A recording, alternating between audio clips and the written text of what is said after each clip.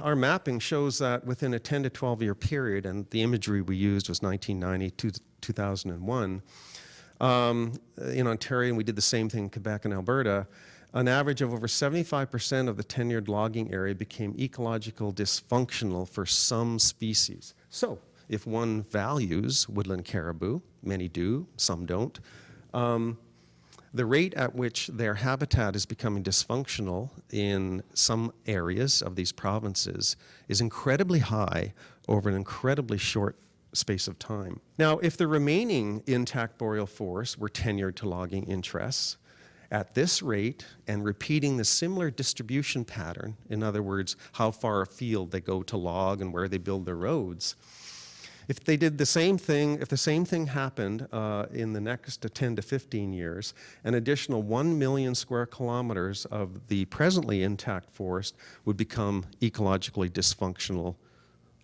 if the same assumptions apply for species like woodland caribou.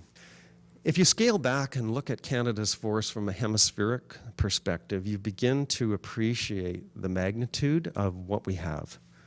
And it is truly globally awesome what we have from many respects, angles, and scales, including the global scale. This is a groundbreaking report that really brought Canada's pristine forest to the world's attention in the late 1990s by the World Resources Institute.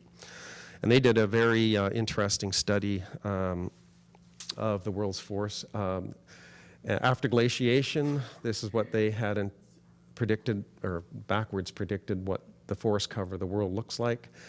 And they mapped what they thought, based on the best information, where the remaining intact forests or frontier forests of the world, and determined that only 20% are left. And this is mainly where they're concentrated in, of course, the Amazon, in northern Russia. And this is the first time it came to the world's attention, the extent of what we had left in Canada. When we're talking about intact boreal forests, we're talking about the landscape, because a forest is more than the trees, right?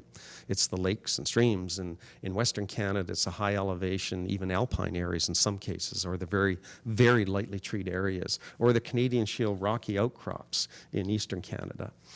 A forest is more than the trees. It's a very important concept to understand. What's left then is what we've mapped.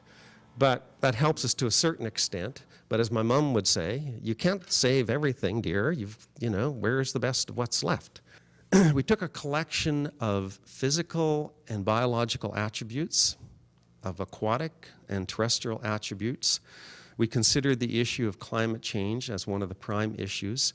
And we mapped where all these features occur throughout Canada's forests, intact forests.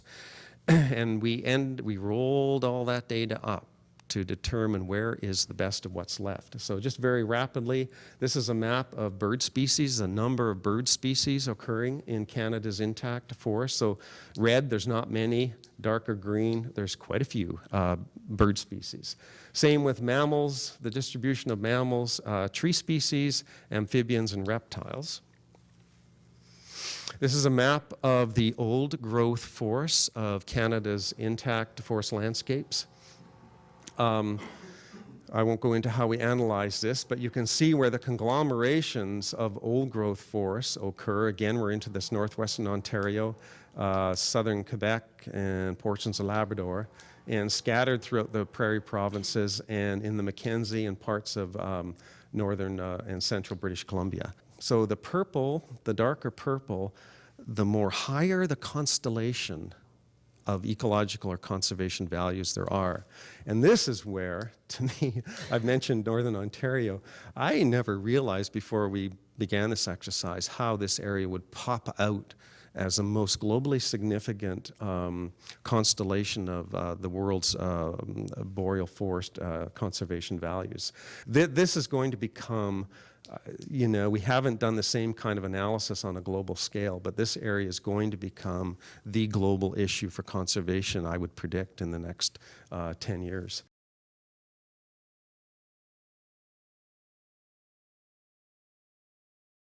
here in dark green, you can see what's already within a system of protected areas, including what are considered the interim protected areas by First Nations groups up in the Northwest Territories.